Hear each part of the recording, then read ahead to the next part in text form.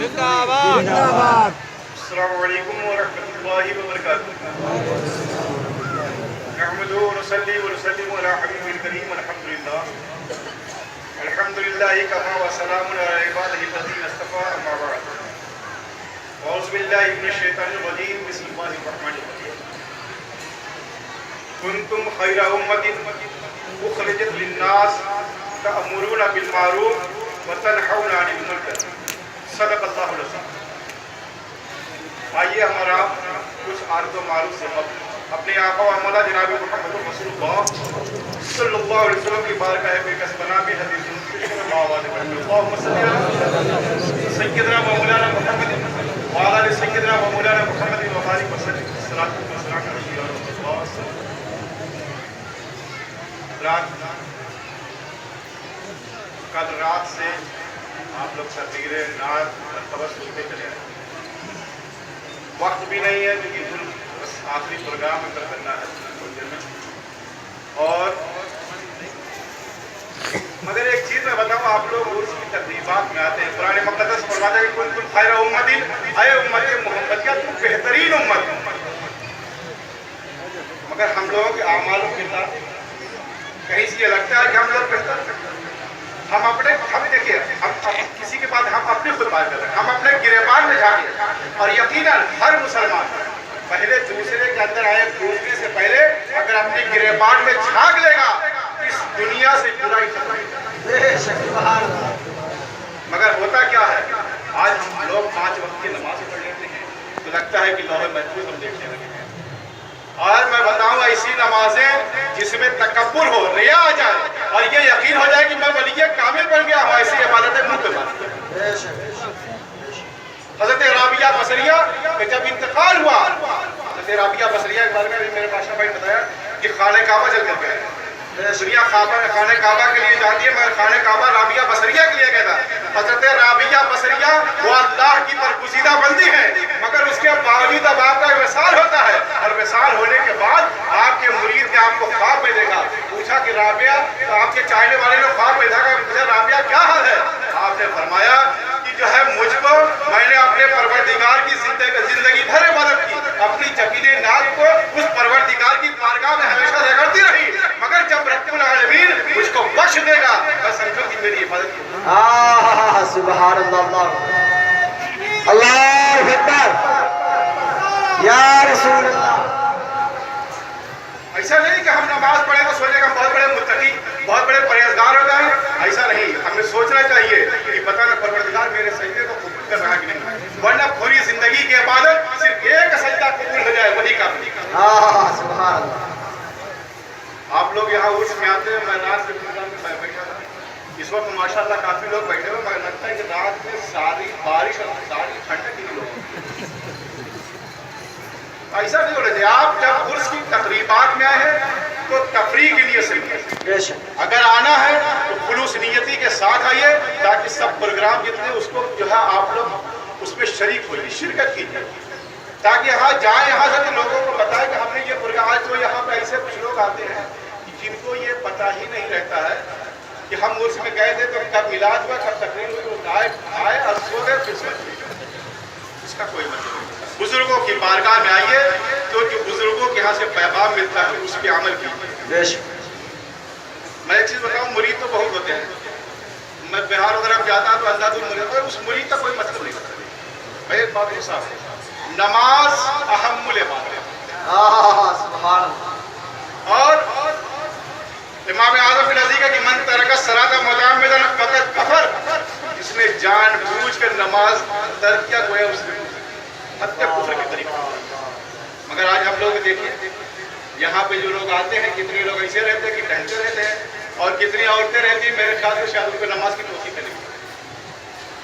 اے میرے بھائی، میری بہنوں، سنو، ٹھیک ہے پیر کام آئے گا، قبر میں کام آئے گا، آخرت میں کام آئے گا، سب جگہ کام آئے گا، مگر جو پیر نے بتایا اس پر عمل کرو گے تب۔ سبحان اللہ، سبحان اللہ۔ ایسا نہیں کہ پیر صاحب سے مرید ہو گئے تو ساری زندگی کا ٹھیکہ پیر صاحب لے لیا، نماز سے فری ہو گئے، ایسا نہیں ہے، اس کا عذاب آپ کو جھیلنا پڑے گا۔ یہ علماء اکرام بیٹھے، بادشاہ بھائی بیٹھے ہوئے ہیں، اگر غلط بول رہا ہوں تو اصلاح میری فرمائیں گے کیونکہ یہ میرے بڑے بھائی ہیں۔ تو لہٰذا میں ایک دم بہت بتا رہا ہوں کہ جو ہے اس بات پر آپ گھمنڈ مت کیجیے کہ میں فلاں سے مرید ہوں، میں تاج الشریعہ سے مرید ہوں، میں ویس ملت سے مرید ہوں، یا مجھ سے کوئی کسی سے مرید ہوئیے، مگر جو حکم ہے پیر کا اس پر عمل کیجیے۔ رات سے میں دیکھ رہا ہوں نعرے اتنے لگتے کہ پوچھے نہیں، مگر نعرہ لگائیے، یقیناً نعرہ لگائیے۔ اور ایک چیز میں بتاؤں، ہم لوگ کبھی کبھی سوچتے ہیں کہ نعرہ میری شان میں رکھتا ہوں، اگر یہ سوچ لیا کہ نعرہ میری شان میں لگ رہا ہے تو وہ غلط ہو جائے گا۔ نعرہ اللہ رب العزت کی کبریائی بیان کی جاتی ہے، اللہ کی کبریائی بیان ہوتی ہے۔ آج ہم لوگ سوچتے ہیں کہ نعرہ جب اسٹیج پہ آتے ہیں تو سوچتے ہیں نعرہ میرے لیے لگ رہا ہے، وہ غلط ہے۔ جب نعرہ تکبیر پہلے کے بزرگوں کا اصول و ضابطہ یہی تھا کہ جب ان کے اندر جو ہے تکبر و غرور ہوتا تھا اس وقت نعرے لگتے تھے، اور اس وقت اللہ کی کبریائی بیان ہوتی تھی، اور کبریائی بیان ہوتی تھی تو اس وقت وہ مرد مومن سوچتا تھا کہ میری کوئی حیثیت نہیں۔ نعرے تکبیر، نعرے رسالت۔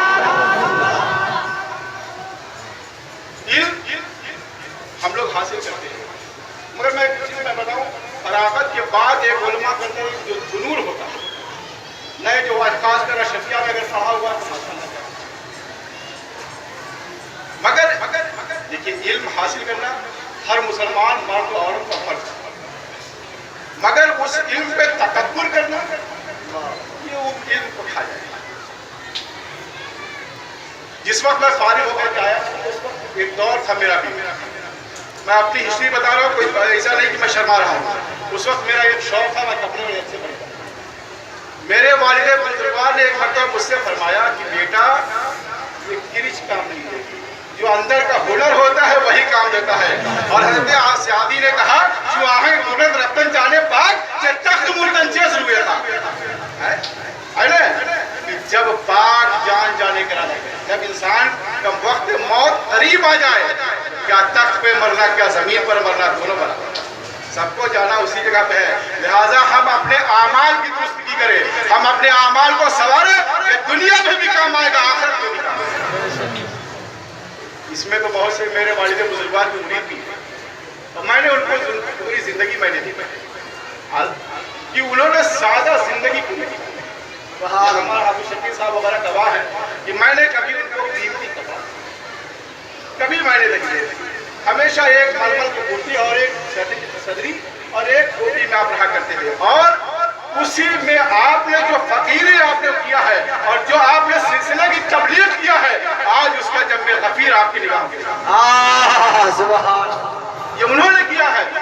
اور حضرت بایزید بستامی سے پروردگار نے فرمایا تھا کہ بایزید میری بارگاہ میں ایسی چیز لے کر کے آ جو میری بارگاہ میں نہیں ہو۔ حضرت بایزید فرماتے ہیں پروردگار میری بارگاہ میں کون سی ایسی چیز ہے جو تیری بارگاہ میں نہیں ہے؟ حضرت بایزید اللہ رب العزت ارشاد فرماتا ہے اے بایزید میری بارگاہ میں بے چارگی لا، عاجزی لا، انکساری لے کر کے آ، یہ میری بارگاہ۔ یہ چیز میرے والد بزرگوار کے اندر میں نے دیکھی تھی کہ آپ کے اندر ریا اور تکبر کی نام کی چیز نہیں ہوا کرتی تھی۔ آپ کو میں نے دیکھا ہے جب امیر بھی آتا تھا تو اسی انداز میں ملا کرتے تھے، اور جب غریب بھی آتا تھا تو اسی انداز میں ملا۔ میرے والد بزرگوار نے اپنی پوری زندگی اس خانقاہ کی بقا کے لیے اپنے قربان کیا، اور ایسا ہی نہیں کہ جو ہے صرف مرید اپنے جو ہے والد بزرگوار سے صرف ایسے ہی کرتے تھے، نہیں، ان کے نقش قدم پر آپ چلے ہیں۔ آپ کے لوگ آج بھی لوگ مبارک پور میں بتاتے ہیں کہ میرے والد بزرگوار نماز فجر کے بعد جب ایک مراقب ہوتے تھے تو 10 بجے سے پہلے اٹھتے نہیں۔ آج ہم لوگ مرید ہو جاتے ہیں، کتنے لوگ کو تو مراقبہ نہیں معلوم رہتا ہے، کتنے لوگ ایسے ہیں کہ مراقبہ جانتے ہی نہیں کہ مراقبہ کس طرح کا نام ہے۔ اگر مرید ہو جانے سے صرف نہیں کام ہے، جو پیر بتاتا ہے کہ شریعت پر عمل کرو تب کام آئے گا، جو ہے نماز کی پابندی کرو تب پیر کام آئے گا، حج و زکات دو گے تب پیر کام آئے گا، جو ہے تمام گناہوں سے منہیات سے بچو گے تب پیر کام آئے گا، ورنہ ایسا نہیں ہے کہ صرف مرید ہو گئے اور سب گناہ کرتے رہے تو کچھ نہیں۔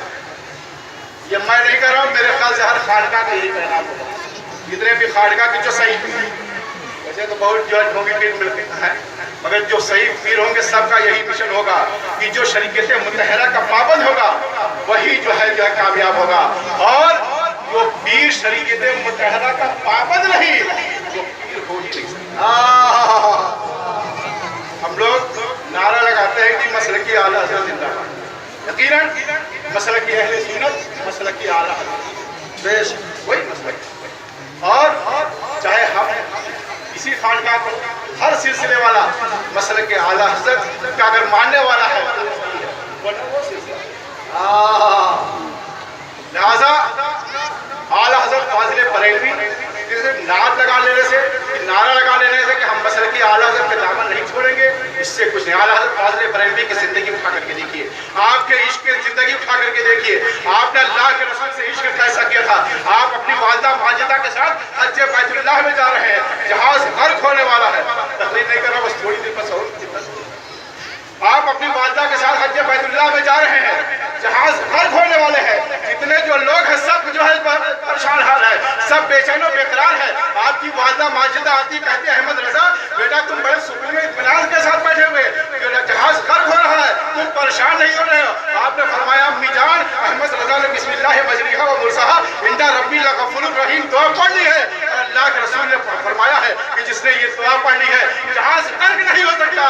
امی جان میں نے اس دعا کو پڑھ لیا، جہاز غرق سبحان اللہ۔ ایسا عشق تو لائیے، صرف کہہ دینے سے مسئلہ کی اعلیٰ حضرت نہیں چھوڑیں گے، ایسا نہیں ہے۔ وہ عشق پیدا کیجیے، اعلیٰ حضرت نے جو مشن دیا ہے اس پہ عمل کیجیے، دنیا بھی کامیاب رہے گی، آخرت بھی کامیاب رہے گی۔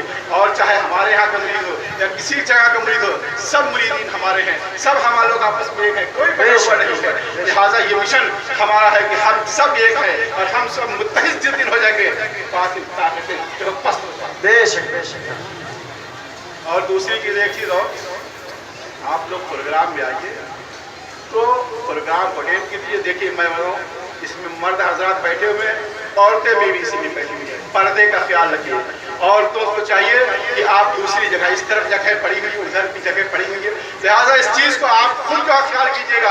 اگر آپ خیال کیجیے گا تو یقیناً مرد حضرات اس کا خیال کریں گے۔ لہٰذا آئندہ سے آپ لوگ اس بات کا خیال رکھیے کہ جو شریعت مطہرہ پر عمل کرنے کی کوشش کیجیے اور جو خانقاہ سے مشن دیا جا رہا ہے اس پر عمل کرنے کی توفیق عطا فرمائے ہم سب لوگوں کو۔ اللہ رب العزت کی بارگاہ میں دعا ہے کہ جو کچھ میں نے کہا اس میں قصد یا صبر کوئی غلطی ہوئی معاف فرمائے۔ استغفر اللہ ربی من کل ذنب واتوب الیہ وما علیہ بلا السلام۔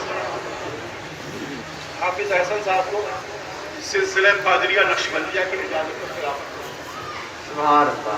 نعرے تکبیر، نعرے رسالت، نعرے رسالت، شہزادہ غوث اعظم حضور سید حسن